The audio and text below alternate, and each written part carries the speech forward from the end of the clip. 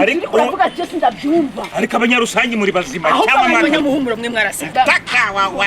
Kuriraho. Okay, sawa basi. Papa, msikiwa niwaulize banduku. Tuko tunapoteza pa muda Musha muamwe tutenda naye.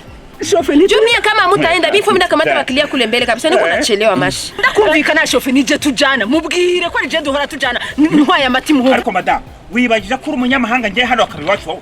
None ivyo bisiguri. Bishatse kuva ko ari ngiye ufite priority hano wowe urabyumva neza wowe. Hargo muri ninde shima mwe nzane maji wanyu n'uwari yukiyemera wowe. Tubashimira kubera muje kudutwara amasoko. Bakuvuga ko inkoko ziwacu zidatarera. Amabwi uyazanye ngiwacu nta masoko yajyanye hewanyu. Umva nkubwira ahubwo nayo matayi wanyu. Abayobozi bacu sinzi icyo bakora kugira ngo bayakomere atazongera mudutubera n'isoko mwebwe ahubwo mwebwe. Amatese twebwe nta nka tugira mwebwe mutubushinga. Shofe umva nkingura. Ahubwo nyugururi ya jewe nike nicanga. Sasa muko bitunga. Madam. Si munaona sasa. Madam urandihira maji. Urabona yeye sese. Madam munaona matunda sababu pumba fizi menu tunyi wawili chone mpira lakini sikilizana mtumike pamoja. Jewe n'uyu muhimbiri jewe.